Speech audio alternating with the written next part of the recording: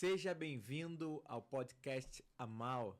É o nosso primeiro episódio hoje, então é tudo novo pra gente, mas é uma alegria. Hoje estamos aqui recebendo o pastor Armando Martins, missionário, pastor do Projeto Vida Nova de Jacarepaguá. Isso aí. E aí, Igor? A gente está muito feliz de estar recebendo aqui, dando esse start no nosso podcast da Amal, nossa escola de missões. Pastor Armando Martins. Privilégio, né? O nível tá lá em cima. Já começa com nível alto. Então, para você que está nos seguindo, já vai lá, curte, compartilha esse canal, esse vídeo, porque a gente vai falar um pouquinho de temas teológicos, falar de grande comissão. Então, cada dia da escola a gente vai trazer um professor aqui e hoje, começando com o pastor Armando. Armando, fica à vontade para se apresentar. Oi, gente, tudo bom com vocês? Meu nome é Armando Martins, sou pastor na Igreja Cara de Leão de Jacarepaguá, ali na Cândido Benício, 1070, e a gente está tendo a alegria e o prazer de sediar a Escola de Missões Global Amal, e para nós tem sido assim um tempo de uma edificação excelente, temos visto frutos, né, de todo o empenho, de todo o trabalho. É uma semeadura, né, que ela acontece num tempo diferente, que a gente lida com pessoas com anseios, com desejos, com sonhos, e a gente tem visto frutos assim incríveis nesse pouco tempo de escola, né? Graças a Deus por isso. E aí, já falando no tempo de escola, sua aula na escola, a primeira foi sobre grande comissão. E a gente sabe que é um termo que não tem na Bíblia, mas todo mundo se baseia no texto de Mateus 28. Fala um pouquinho pra gente que foi essa sua introdução na aula. Perfeito. A palavra grande comissionamento, grande comissão, ela surge, né, dá-se o crédito para Hudson Taylor, né, missionário, e ele fala sobre a grande questão da responsabilidade, né, de um grupo de homens, porque o que é uma comissão? Comissão é reunião, né, de mais de 2, 3 pessoas que têm o mesmo intuito de investigação, de realização. Né? Por exemplo, a gente fala de comissão de ética. É um grupo de pessoas que vai tratar de um assunto sobre ética acerca de alguma coisa. Quando a gente fala da grande comissão dentro do aspecto missionário, a gente está falando de pessoas com o mesmo interesse, o mesmo desejo, mesma proposta. Então a grande comissão, ela foi vocacionada, né, no Evangelho de Mateus capítulo 28, a partir do versículo 18, quando Jesus aproxima-se e fala, né, toda autoridade foi dada no céu e na terra, portanto vão, façam discípulos de todas as nações, batizando-os em nome do Pai, do Filho e do Espírito Santo, ensinando-as a guardar todas as coisas que tenho ordenado a vocês. E eis que estou com vocês todos os dias. Ele libera uma palavra para aqueles homens. Ele não determina um nome. Ele não determina um grupo, ele não nomeia um grupo. Ele fala para aqueles discípulos que estavam na hora de saírem para poder cumprirem aquilo que Deus estava estabelecido. Estão sendo municiados, não só com o ensinamento, mas com a presença e com aquilo que visualizaram, e estavam habilitados. Jesus, quando fala essas palavras, ele quer dizer com outros, de outra maneira, vocês estão habilitados. Podem ir, pregar o evangelho, vocês vão ver que o reino de Deus vai se expandir na terra. Esse grande comissionamento é o chamado para que homens se juntem e assumam a responsabilidade de pregar a palavra, o evangelho pelo mundo, né? Interessante que continua, né? O chamado de Deus, ele não parou. Né? Deus ainda continua chamando. O pastor Henrique fala muito bem isso, Henrique Araújo, que Deus continua chamando. A grande questão hoje é que as pessoas não estão ouvindo ou entendendo qual é o chamado de Deus. Pensando nisso, o que o senhor diz hoje sobre a grande comissão, o chamamento de Deus atual, e a igreja está ouvindo? Anderson, e você que está nos ouvindo, uma das questões que a gente observa é qual é o foco que hoje a igreja está desenvolvendo junto das pessoas. O que é importante? Né? Se a gente fosse falar em prateleiras, numa estante, durante muito tempo o aspecto missionário estava na prateleira de cima. Né? Então a gente viveu um tempo da igreja ela tem um chamamento, ela tem uma vocação missionária muito forte. Depois a gente viu que o Brasil também foi alcançado por uma onda muito grande de louvor e adoração, que se juntou depois com a obra missionária. Então a gente viu muitos cantores saindo pelo mundo vocacionados e cantando, né?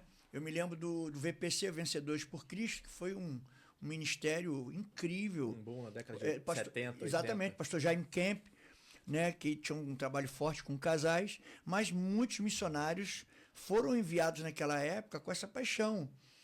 A grande questão que a gente pode observar hoje é que o movimento missionário ficou muito enfraquecido, porque foi dado lugar para outras prioridades. Não que missões seja a maior prioridade, não é isso. É uma prioridade na prateleira de cima, continua. Só que hoje a gente tem vocacionado para muitas outras questões. Por exemplo, a gente hoje tem visto muito trabalho a área de adoração dentro da igreja. A gente tem visto muitos trabalhos também até na área do discipulado, né? Mas quando eu olho todos esses trabalhos, quando se juntam, uma coisa é notória: eles estão cooperando para ficar dentro da igreja. Todos eles cooperam para o envolvimento dentro da igreja, não para fora da igreja. Hoje a gente quase não vê trabalhos evangelísticos, né, de grande demanda. A gente não tem visto isso. E a obra missionária também tem sido deixada um pouco de lado, porque a prioridade ela está mudando, ela muda constantemente dentro da igreja, né? É interessante que um dos motivos do surgimento da MAU é essa necessidade, né? Quando a gente visitou algumas igrejas, conversando com os missionários e pastores, algumas igrejas deixaram de fazer missões. Outras igrejas não sabem como fazer missões. E outras realmente não querem fazer nesse propósito. E aí, a importância de capacitar, de vocacionar, de realmente trazer esse chamamento, porque Deus tem pressa. Deus tem pressa, Deus está chamando, e como a gente se portar. Eu estava lendo uma matéria esses dias, e aí os números eram mais alarmantes do que eu imaginava. Que existe uma igreja para cada 350 habitantes no Brasil. Né? Eu estou levantando, eu estava lá na matéria do Globo, e isso me chamou muito a atenção, porque se a gente for olhar, praticamente em cada uma esquina tem uma igreja que comporta 350 pessoas comparado ao número de habitantes. E por que a gente vive num país tão corrupto, né? Num país com a violência tem aumentado a cada dia? E isso chama muito a atenção. O que o senhor acha sobre isso? Eu não sabia. Foi bom até você ter falado sobre essa estatística, uma igreja para cada 350 pessoas. Né? Na verdade, essa é uma questão de divisão numérica, mas não da realidade da igreja, porque seria que uma igreja teria 350 pessoas, né? A gente também entende que hoje, eu li essa estatística agora, essa semana que passou, estima-se que até 2030, ou seja, daqui a 7 anos, seremos realmente, em números reais, 35% da população brasileira de evangélicos. Hoje ela está beirando a faixa de 27%. Existem algumas questões estatísticas de matemática que daqui a pouco o número ele vai se tornando multiplicador dentro dele mesmo. Ainda não alcançou isso. Então, acredita-se que quando chega aos 42%, 45%, ele multiplica numa velocidade muito maior do que até chegar a esse valor. Então, o que acontece hoje? Nós vemos uma das grandes armadilhas e estratégias do inferno no Brasil, e não só no Brasil, no mundo, é trazer uma independência de reino dentro da igreja. As igrejas não trabalham numa simbiose para trabalharem juntas. Cada um quer fazer a sua parte. Hoje, quando nós vemos muitos movimentos, nós vemos movimentos denominacionais, não do reino. Tal denominação fez aquele movimento, tal outra denominação fez aquele movimento, e cada uma vai fazendo o seu movimento. Essa é a grande questão. Se nós pudéssemos estar juntos, nós iríamos fazer muita diferença. Quando nós olhamos para a Marcha para Jesus de São Paulo, a Marcha para Jesus de São Paulo ela junta 3 milhões de pessoas. No Rio de Janeiro não consegue passar de 100 mil. Então a gente olha que essa estatística ela é enorme. Nenhuma Marcha para Jesus no Rio de Janeiro passou de 100 mil pessoas. Nunca passou. Isso significa que os movimentos, isso é um reflexo, os movimentos missionários dentro do Rio de Janeiro, principalmente no Rio, né? Não posso falar a nível de Brasil inteiro, mas dentro do Rio de Janeiro, o que a gente sofre é que os movimentos eclesiásticos eles não vão se fundindo quando pensamos em questão do reino de Deus. Vemos muitas questões locais. Não vejo problema nisso, né? Mas se cada local também investisse fortemente dentro da obra missionária, um pouco aqui, um pouco ali, ia fazer diferença. O grande problema é que hoje, missões, voltando a falar na ilustração da prateleira, não está mais na prateleira de cima. Por que não está? Porque envolve gasto, envolve dinheiro, envolve treinamento, envolve tempo. E as igrejas querem fazer questões que sejam rápidas. Precisamos movimentar rápidas coisas. E aí missões não, missões é algo que demanda tempo, é algo que você não tem uma colheita, às vezes, local, pela falta de conhecimento ou da experiência. Porque, na verdade, quando você investe em missões, você vai investir em missões que vão alcançar lá fora, mas principalmente quem está dentro. O investimento da igreja, ele retorna de uma velocidade incrível. Quanto mais eu invisto em missões, mais a igreja vai experimentar o milagre de Deus, porque Deus ama missões. Sim. Deus tem prazer na obra missionária. Então, quando eu invisto na obra missionária, eu estou gerando algo incrível para dentro da igreja. Sim. O Anderson levantou uma questão sobre essa mudança geográfica, né? Na verdade, esse impacto em relação ao porquê o Rio de Janeiro, o Brasil, é um país de corrupção. E a gente está falando sobre a igreja local, sobre essas questões denominacionais. E eu estou escrevendo um texto sobre igreja relevante, sobre a importância ou sobre o impacto positivo que ela causa na sua comunidade local. E o que eu percebo, e o Anderson fala muito disso, é que muitas igrejas estão preocupadas em povoar e encher suas próprias igrejas, mas a gente esqueceu que a ordem é a propagação do evangelho, é o crescimento do reino.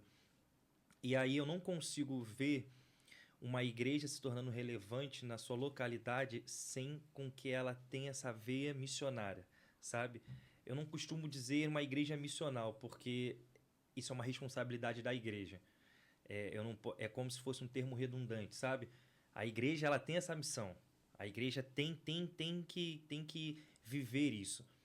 Então, essa questão da relevância local, principalmente dos mais próximos ali, eu acredito que ela precisa ser muito forte. Então, assim, a minha pergunta é como se tornar relevante, como se tornar relevante na geografia local, na comunidade local, sem com que a gente experimente essa veia missionária. Ficou clara a pergunta? Ficou.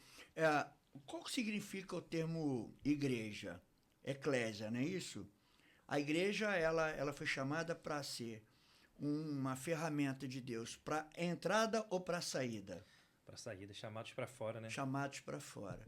O que acontece? Quando eu fico mais preocupado em fazer com que o externo entre dentro da igreja, eu gero um conforto.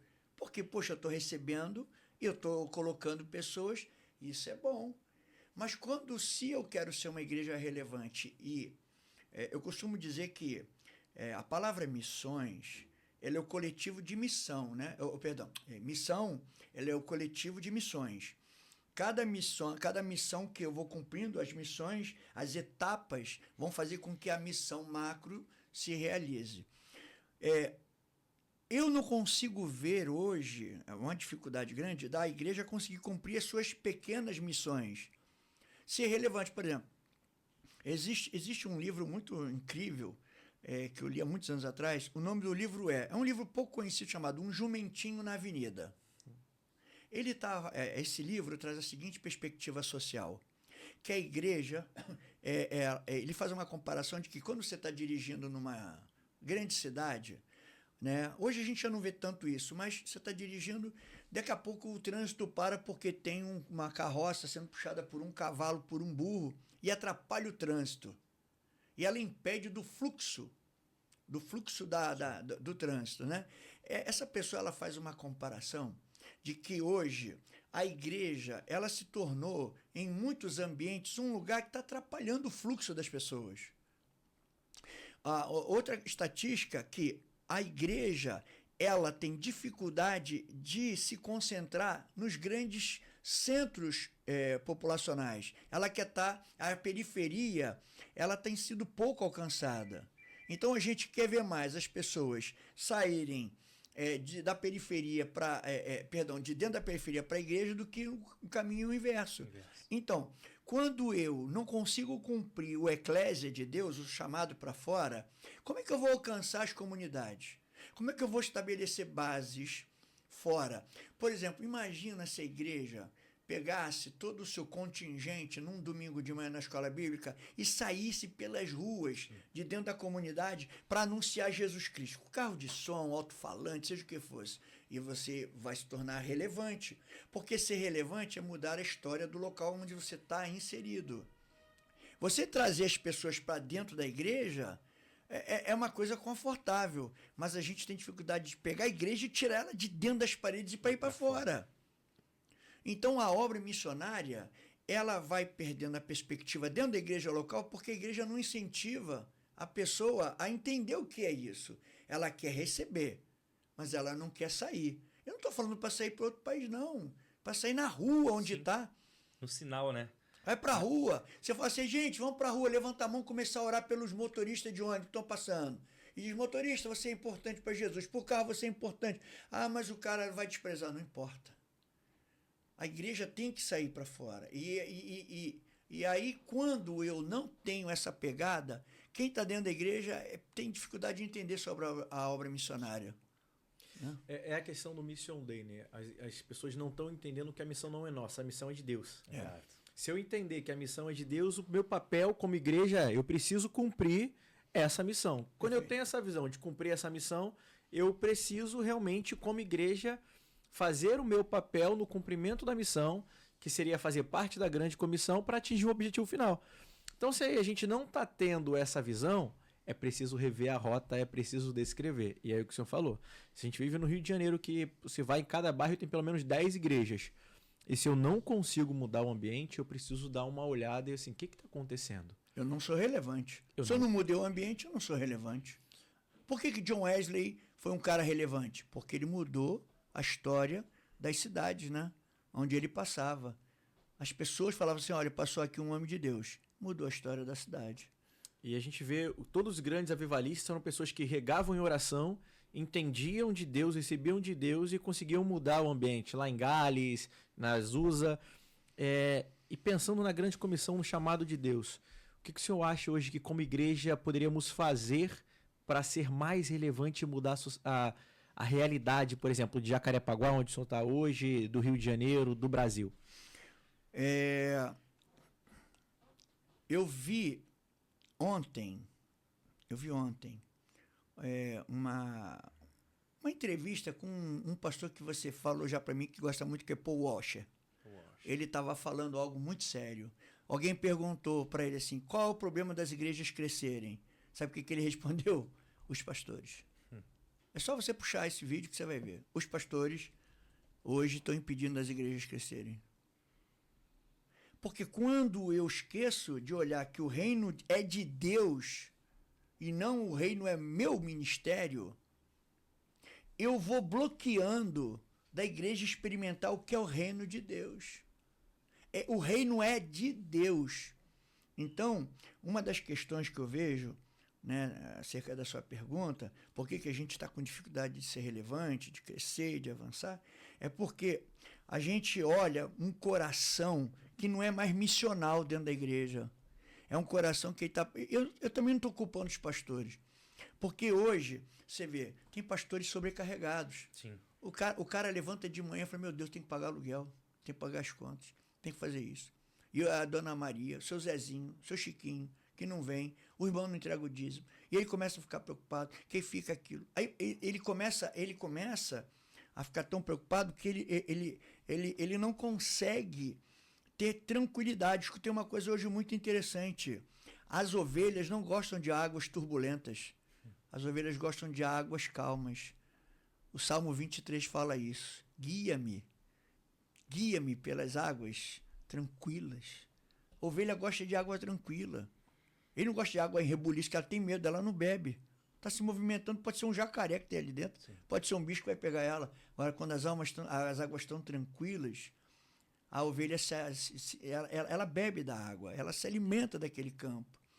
A grande questão é que quando a gente começa a perder essa perspectiva, o Anderson, ouvintes e Igor, quando a gente começa a perder essa perspectiva de águas tranquilas, a gente começa, então, a deixar de ser relevante, porque a gente está preocupado com o nosso reino.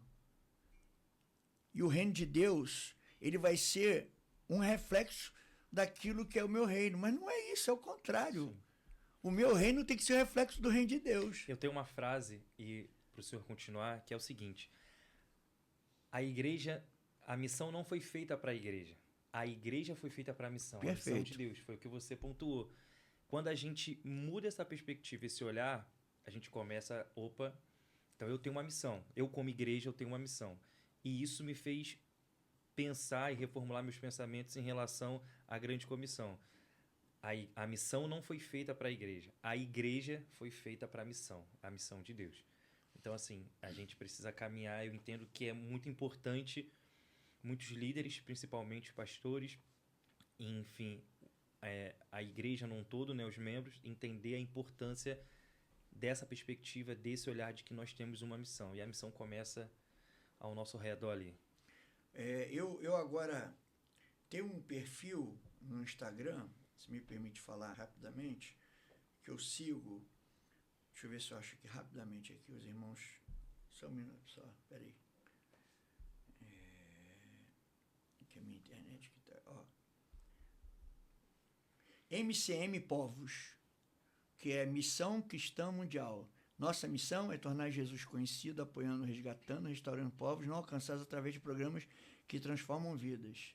O pastor é um senhor, já um ancião. E ele gerou, isso é lá, acho que no interior de Goiânia, de Goiás, alguma coisa assim. A igreja, né, que ele ministra, ele roda o mundo inteiro, incentivando e gerando gente com o coração dele. A questão é que o líder, ele vai dar curso, ele vai dar passo, ele vai dar o ritmo do passo da igreja. Se o pastor não está preocupado com a obra missionária, a igreja não vai estar preocupada com a obra missionária. Não tem a ver se ele foi ou não é missionário, não é isso. A experiência missional dele não é relevante. Mas aquilo que ele se apaixona mais é aquilo que ele vai investir. Se ele não é apaixonado pela obra missionária, ele não vai investir na obra missionária. Dificilmente a igreja vai caminhar nessa visão, né? Vai. Não é nem força, não é nem erro. Alguém falou, olha para a sua estante, pastor. Vê quais são os livros de tema mais relevante. São eles que você é apaixonado. É por ele que você se apaixona. Então, se você olha para a estante de um líder, que ele só tem livro de autoajuda, é porque, então, a perspectiva dele não é missionária. Sim. Agora, quando você vai na igreja ou na casa de um pastor e você vê um monte de livro missionário, de cunho missionário, pode ter certeza que ele é um cara que está interessado em fazer a igreja ser missionária. Agora, isso é um trabalho duro, árduo. Não é fácil. Não é fácil. E, né, então, a gente vê, voltando só para responder, para fechar, a falta da relevância nessa área, Anderson, é por causa do coração do líder. Se o coração dele não estiver nisso, dificilmente a igreja vai avançar. Porque a igreja acompanha o seu pastor, né? Sim, e entra muito num ponto. Eu me lembro quando eu era adolescente, pelo menos uma vez por mês, tinha algum missionário ou algum pastor falando sobre vocação e incentivando a igreja a abrir o seu coração e cumprir o chamado de Deus dentro da sua profissão. E naquela época, como as pessoas até se colocavam para ir mais aos povos, às nações, ou viajar. E dali surgiu, até conversando com o Abrão no último podcast que eu tive aqui, assim, eu vejo ele um médico missionário. Né? Então, assim, quando a gente olha as pessoas e quando a igreja chama, há um despertamento maior. Sim. A grande questão hoje é que as igrejas pararam de vocacionar, pararam de chamar, e eu lembro muito aquela frase de Charles Spurgeon, né? Que todo cristão ou é um missionário ou é um impostor. E aí, como a gente pode pensar nisso, né? Será que realmente dentro da igreja, estamos fazendo o papel de impostor? Eu, assim, não tirando crédito da frase, né? Talvez só fazendo uma rearrumação postural da expressão, né? A gente vê gente muito séria dentro da igreja, a gente vê gente muito comprometida, né? Eu não posso descredibilizar o trabalho, por exemplo, de um ministro de música que trabalha dentro da seriedade com os músicos. Eu não posso descredibilizar um professor de escola bíblica dominical que está ensinando o cara a ser apaixonado pela palavra. Não posso tirar o crédito de uma líder de escola bíblica infantil que está fazendo com que as crianças sejam mais parecidas com Jesus, né? A grande questão é que hoje nós temos tantas demandas dentro da igreja. O ativismo, né? Tanto ativismo dentro da igreja, né? Você vê que hoje um culto de 2 horas não dá para fazer nada. Sim. É rápido, passa rápido o culto de 2 horas. Os dias estão ficando abreviados. Você faz menos coisas, né? E leva mais tempo, gastando mais tempo. Então, quando eu olho, né? Eu sei que a gente não consegue dar tiro para todo lado, só expressão, não é uma expressão só idiomática, né? De dar tiro, claro, não é violência. É a questão de que a gente hoje não tem dado tanta relevância para o tema missionário. Você começa a ver hoje no Brasil, principalmente agora, que existem nichos pelo Brasil afora de referências. Os missionários já sabem quais são os nichos missionários de referência. Exato. Quando você pensa em adoração, adoração tem 2, 3. Quando você pensa no estudo da palavra, tem 2, 3. Quando você pensa em missões, tem 2. Então, a gente vê pessoas que são atraídas para aqueles nichos por uma questão de identificação. Só que, dentro da obra missional, essa identificação está diminuindo.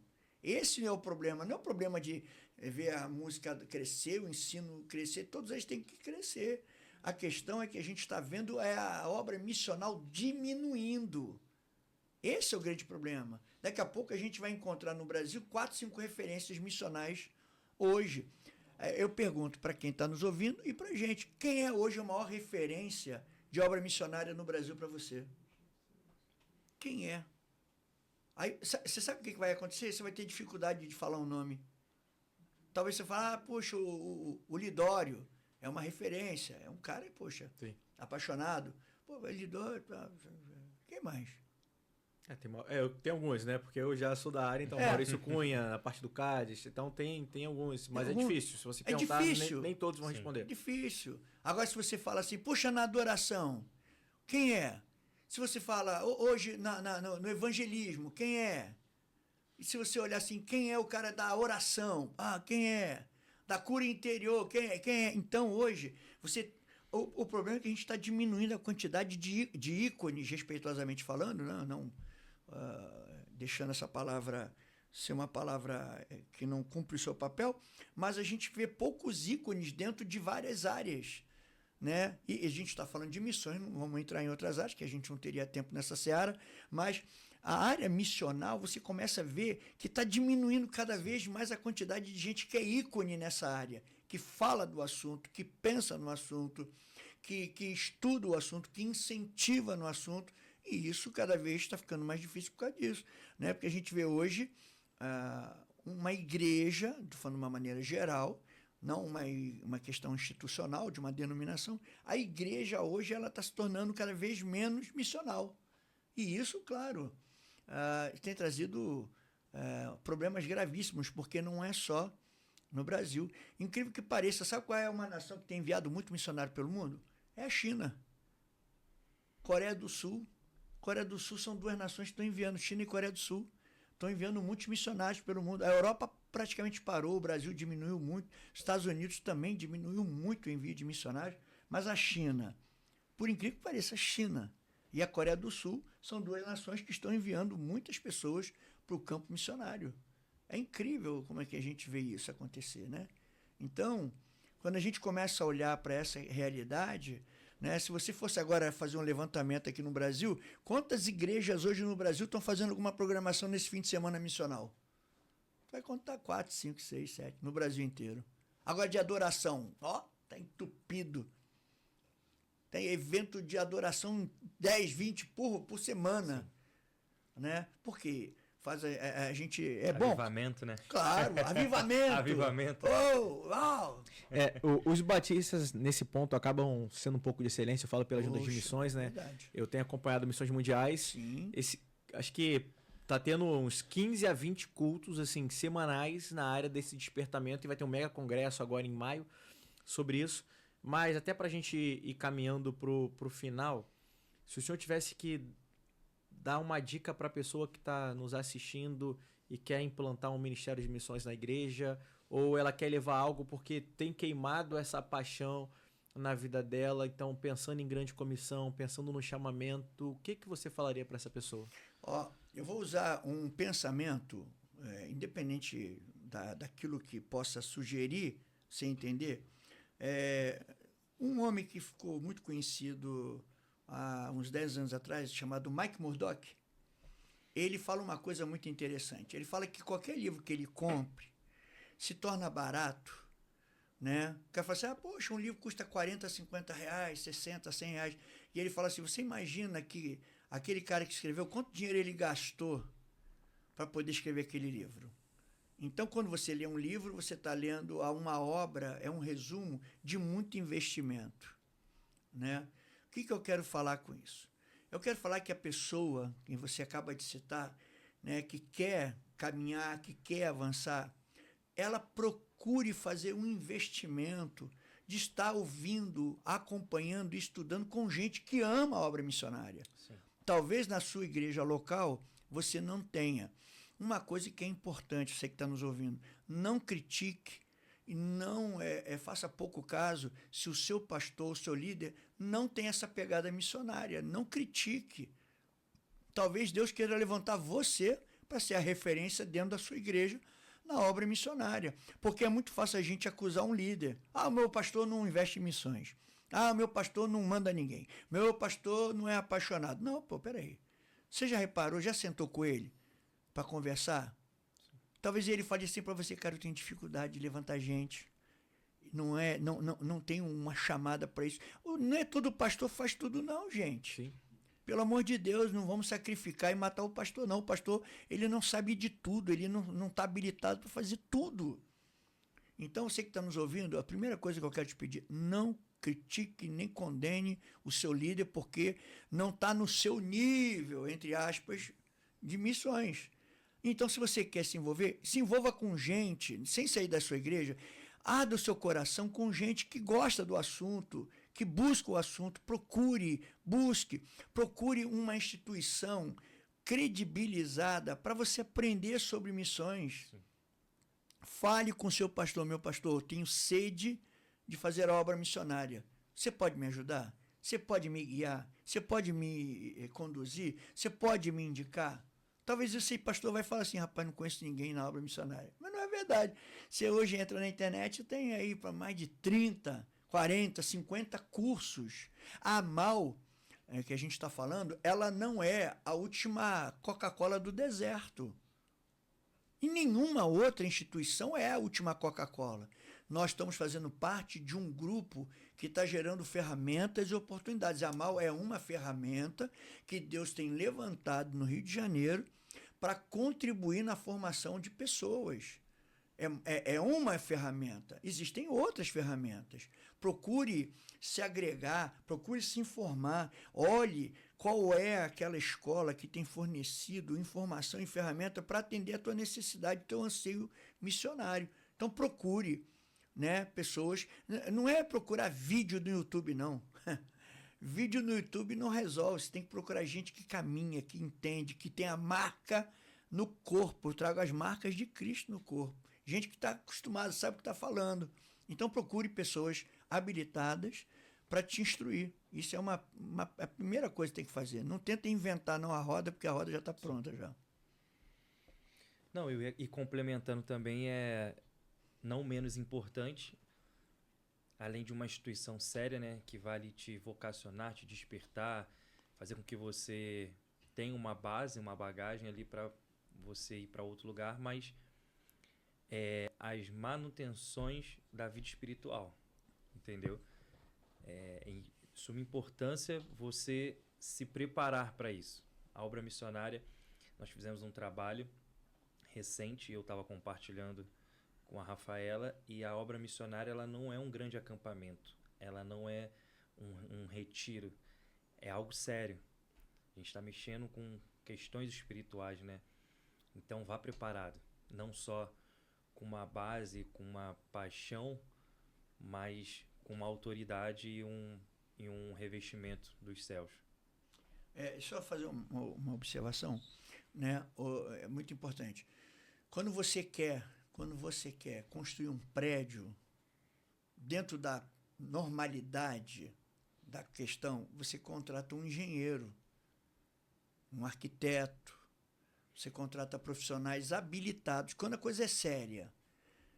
Aí, às vezes, quando nós olhamos para dentro do reino de Deus, nós queremos fazer o caminho inverso. A gente pega, às vezes, as pessoas menos preparadas para fazer aquilo que é tão sério, como você falou, com tanta responsabilidade. Missões não é brincadeira. Sim. Né? Como nada no reino de Deus é. Missões não é. Missões não é transferência geográfica. Você tira uma família ou uma pessoa, um casal de um lugar e joga no outro e fala assim, você vai abrir uma igreja. Não é isso. Não é uma transferência geográfica. É uma preparação debaixo de uma direção de Deus. Exato. Debaixo de um vocacionado de Deus. E isso é importante, né? Eu incentivo sempre isso. Você quer ser missionário? Quer? Ame pessoas e se prepare academicamente. Aprenda uma língua, aprenda uma profissão, seja especializado numa profissão, né? Por exemplo, quando a gente fala hoje, né? Hoje a voga não é ser influencer, é ser um criador de conteúdo digital, né? Onde você vai gerar recursos, né? Que nem o Anderson, na questão do LinkedIn, se prepare, levante ferramentas para você levantar recursos. Não fique esperando pelos outros.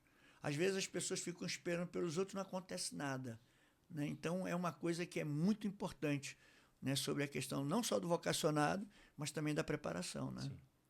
Para finalizar, vou deixar o Igor pensar também aí 1 minuto e quero ouvir o senhor também.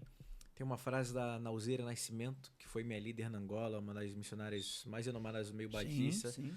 Ela tem uma oração de Senhor, não me deixe de fora daquilo que o Senhor está fazendo no mundo. Tendo ideia nessa oração, se você tivesse que dar uma dica para finalizar e uma mensagem final para quem está nos ouvindo, o que o senhor falaria?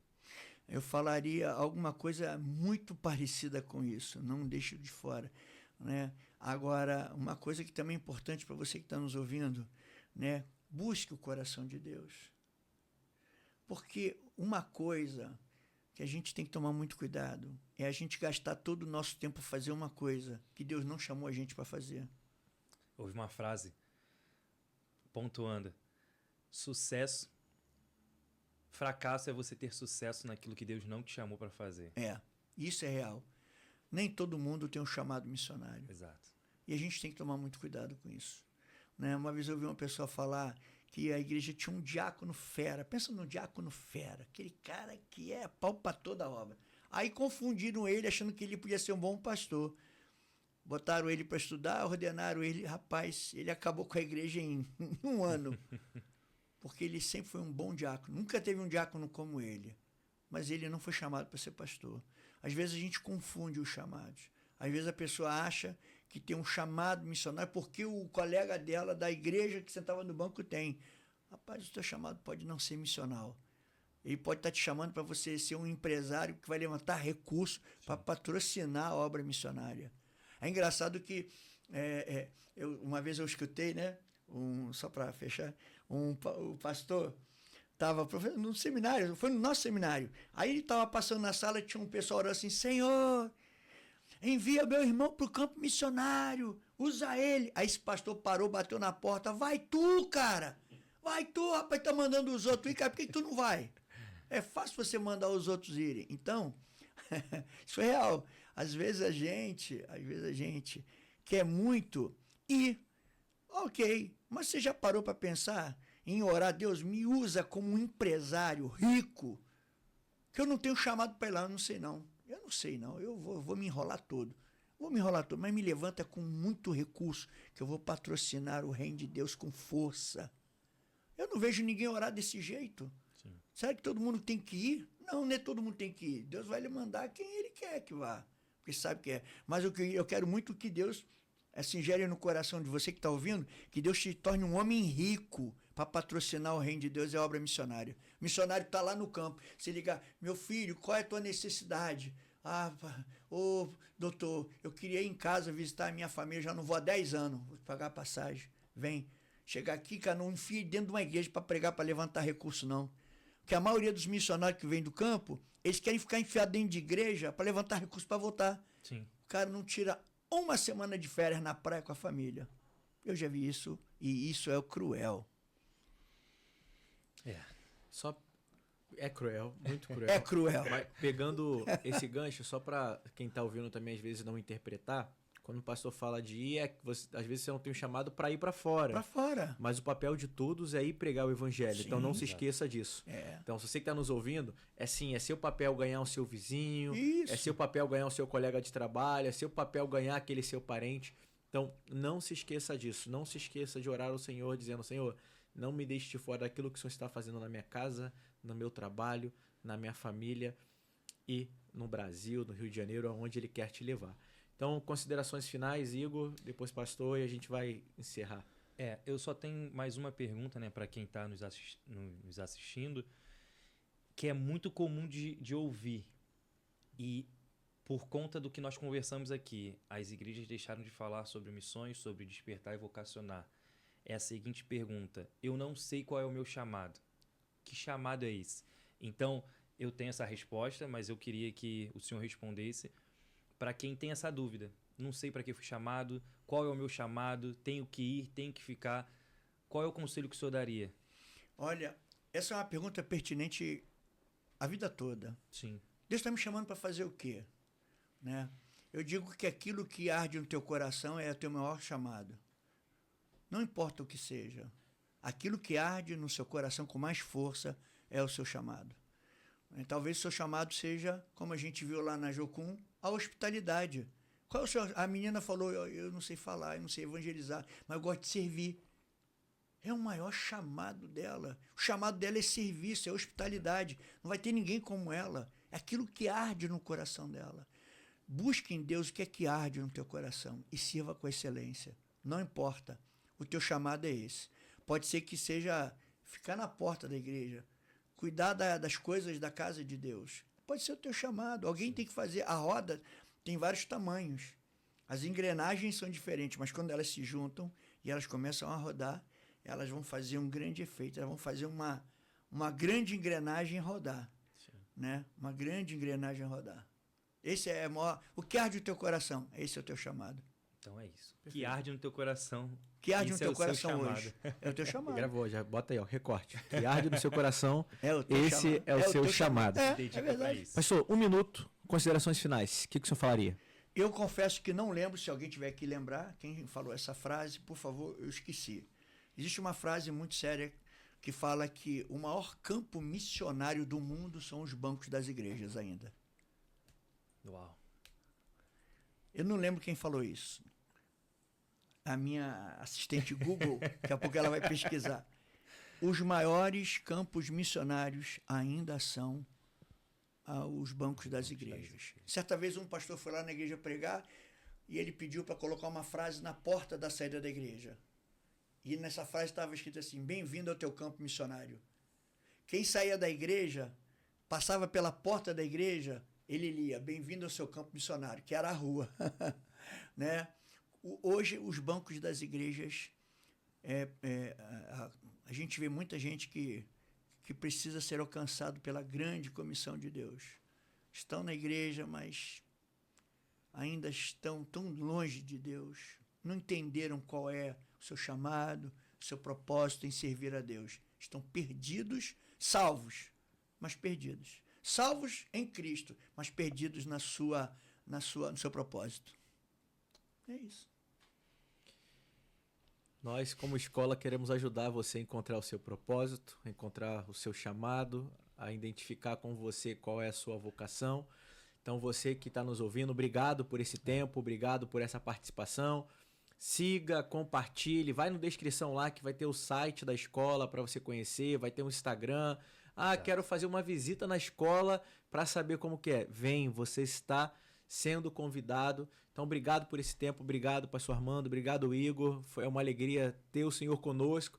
Para quem não sabe, o pastor Armando também é da equipe da AMAL, mas queríamos trazê-lo aqui porque ele é um professor, uma pessoa que tem enriquecido muito e enchido nossos corações de amor pela causa de Cristo. Obrigado, pastor, obrigado, Igor, obrigado você Obrigado, aqui. gente. Manda Obrigado. para todos os seus amigos que vai ser bênção e tenho certeza que vocês vão ser alcançados por essa palavra, por essa conversa, né? E uma última coisa que assim, eu sei que já acabou a consideração, você que está assistindo, vai ficar no YouTube, né? Registrado. Bote lá, chame. Eu sou meio analfabeto digital, né, nisso. Coloque uma ferramenta lá para você entrar em contato com a AMAL, com o telefone, tire dúvidas. Sim. Tire dúvidas. Puxa, eu queria saber mais. Tenho certeza que você vai receber a informação adequada. Se você não se enquadra dentro daquilo que a AMAL pode te oferecer, pode ter certeza que a equipe da AMAL vai te ajudar de alguma maneira a você Exatamente. entender. Exatamente. Quer levar a mal para sua igreja também? É só botar lá suas dúvidas no comentário que a gente está aqui para ajudar. Lembrando que no canal também, a partir de 1º de abril, todo dia uma devocional sobre a área de missões, sobre vocação. Então, continue aqui. Muito obrigado. Que Deus te abençoe muitíssimo. Tchau, tchau, gente.